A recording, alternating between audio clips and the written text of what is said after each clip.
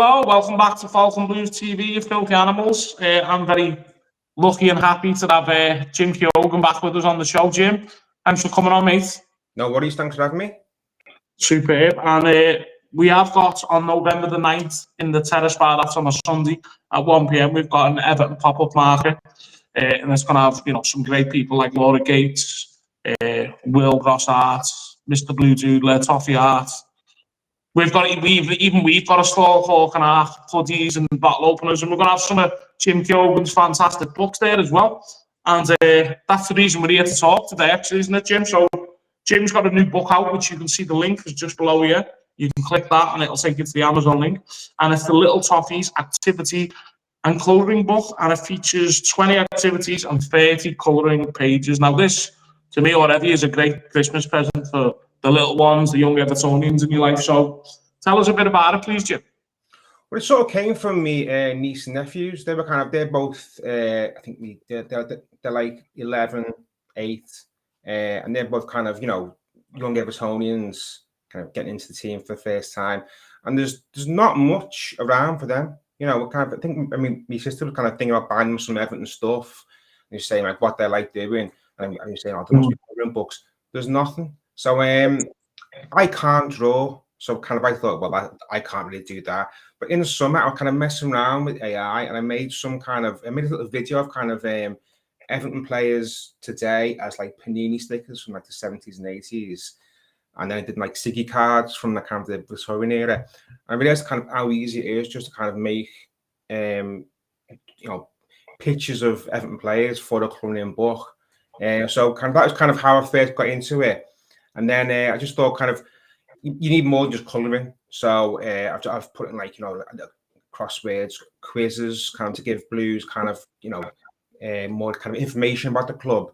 And there's about 30 colouring pictures in there as well of the women's players, the men's team, some legends as well, the grounds. And hopefully there's enough there to kind of give a young Blue kind of everything they want from kind of a Everton colouring book. No, that sounds great. I wish I could have suggested like a maze or something, where's the Arteta money or something like that. But yeah, I should have done that really, shouldn't I? Yeah. So you were saying this, so it's not just first team players, is the legends in there as well, did you say? Yeah, I mean, obviously, like, young kids don't care that much about legends. Yeah. So I put in like the big ones, like Dean, the Holy Trinity, Ferguson, I think you have to. Yeah, and like, I've done both men's and women's kind of to give it kind of a broader appeal. Some players were easier to do than others. For some reason, AI does not like James Tarkowski. No matter what questions you ask him, 80 versions, he was like some sort of gremlin. It was horrible. But I finally kind of got that. Early on, it made Jack Grealish look like a tramp all the time, which is, weird for a handsome man like him. But it's, yeah. Eventually, I've sort of, and yeah, I think they look pretty good. It's not maybe not ideal, but it's kind of, I think most of them look like the players that they should be. That's boss. I want to see the images of Mr. Gremlin. That one. They're haunting. You won't see it, never forgotten. It's horrible. Maybe you can do a special edition and include them. But I take it there's no Brett Angel drawn in it then, no. Well, legends. I mean, it should really, if you go like that, there should be Sandro, Brett Angel, or all the kind of the big figures from our past. Yeah. Well, I watched the Everton Masters I think it was not last month, maybe September in Manchester, and I don't know if you've seen the lineup, but Stuart Barlow was in the lineup, and like people were just laughing like, "There's Jigsaw," but I've got to give him credit. He's 57. You know what I mean? And he's still shit. He didn't score. Let's put it that way. But yeah, neither did Keoghan. Didn't he? He was just kind of enjoying himself. Really, exactly. Why not? James Long got a few goals, and I'll tell you who Everton's best player was by a mile. Peter Clark. Peter Clark? I don't remember him. Peter Clark, yeah. He was under sort of like Walter Smith era.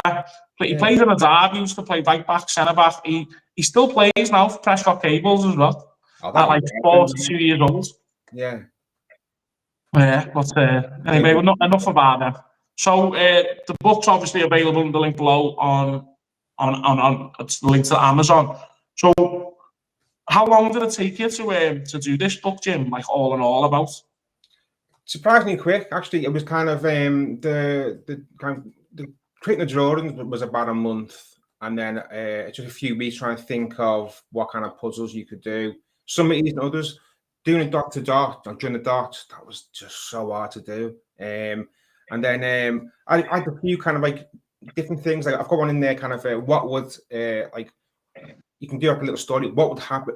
Beto gets the ball. What happens next? And I kind of that was written when Beto wasn't he was doing okay. So in hindsight, like thinking maybe we should have done that.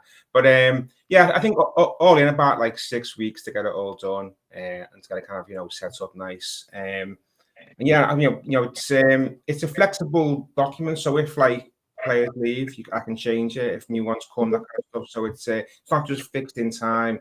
I imagine as Everton's kind of transfer policy changes over the next kind of season or so, new faces can come in.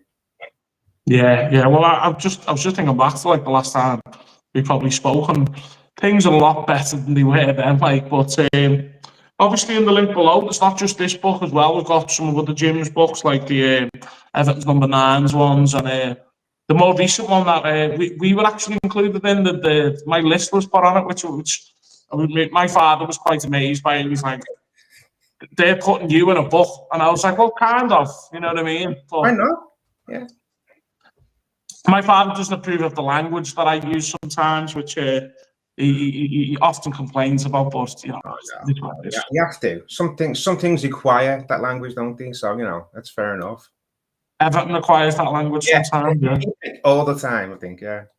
Yeah, but there is a lot. Not because this book's great for the kids, and like you said, I've been in the club shop recently, and it's like there isn't much, is there? You know what I mean? For the certain age range. Not really. I think, hopefully what I've done like in the last few years, I've given with this, and I did kind of a kids version of everything he wants to have ever afraid to ask, if not history. So I think if you're a young Evertonian now, from kind of, age when you can just colour in and beyond, there's stuff there that can give you kind of information about the club and kind of just something where you can kind of get stuck into Everton a bit. So although this is kind of, obviously a basic book, because it's for like little kids, there's still stuff in there that kind of, there's kind of quizzes about Everton, there's Everton information in there, there's kind of, the legends, that kind of stuff. Give you that kind of introduction into what it means to be an Evertonian, whilst you still kind of love the club and you kind of disappointed you.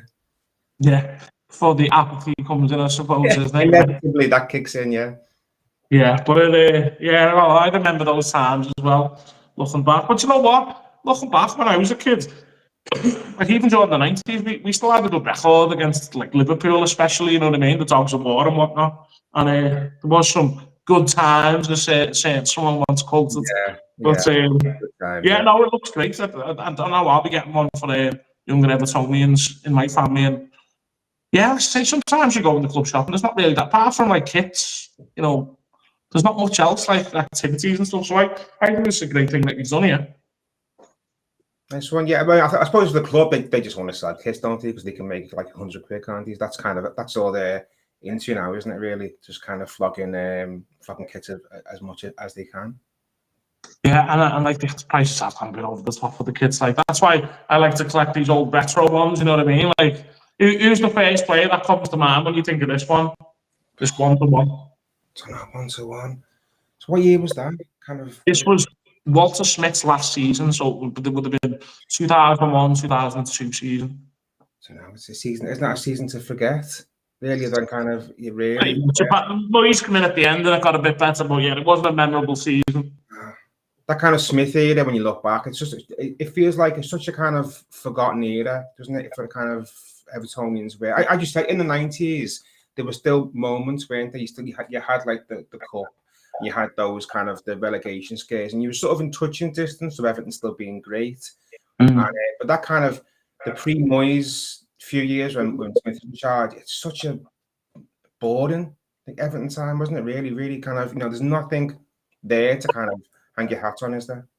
No. There's still he had a few players that we still had affinity with, whether it was like Super Kevin Campbell or Duncan had his injury problems then, but at least he was still like. They had a bit of character, Everton, you know what I mean? They didn't normally roll over and die or anything like that. But, I mean, speaking of Everton, we'll what's your thoughts on the start of the season? And obviously, into context, we're recording this before the Sunderland game, so hopefully Everton have battered Sunderland 5-0, but I don't think it will be that result, but you never know.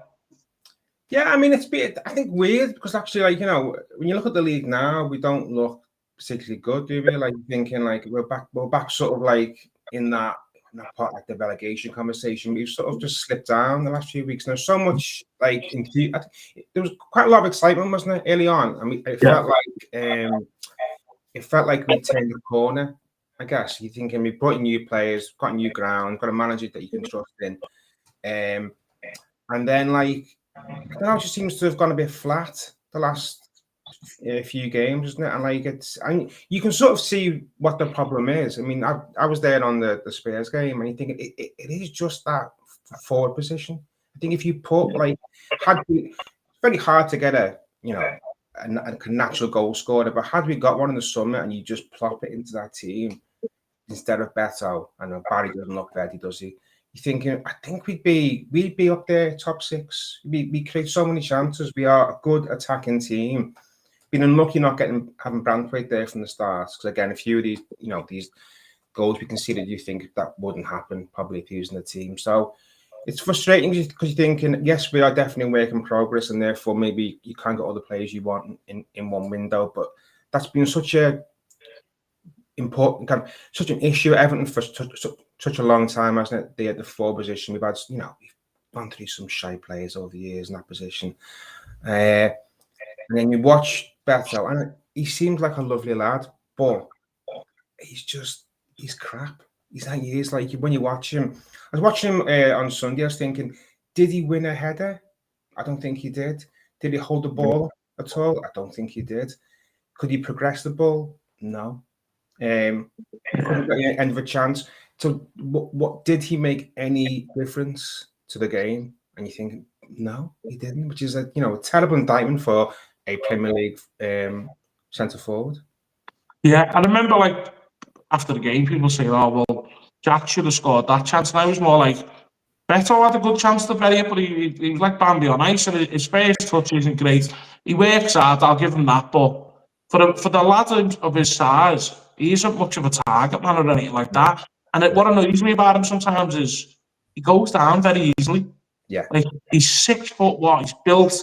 Just stay on your feet and like I said, the ball doesn't stick to his feet like glue. And I agree, we do need someone because, like you said, we are playing a lot better at attacking football, and you can see like sometimes Jack and Dewsbury, they're waiting for players to make runs, and it's like we don't have attacking overlapping fullbacks, and yeah, like the Charleston keeps getting linked, and I know people are worried about his injuries, but he would get goals in the 17. He would be missing chances at the back post, like against Man City and whatnot. But until then, we're going to have to make do. I did notice Moyes in his press conference, though, he said, we could put Ndiaye up front, we'd have to change slightly how we play.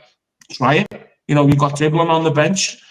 Someone made a good shout the other week on Twitter saying, play Alcaraz up front. He used to play it for Southampton, and he scored past Liverpool. He's got a bit of an eye for goal, and he doesn't seem too bad in the air. I know he's not the tallest player, but maybe we do have to do something different. The only problem is when you do that, the likes of Barry and Beto, heads are going to be going even further down.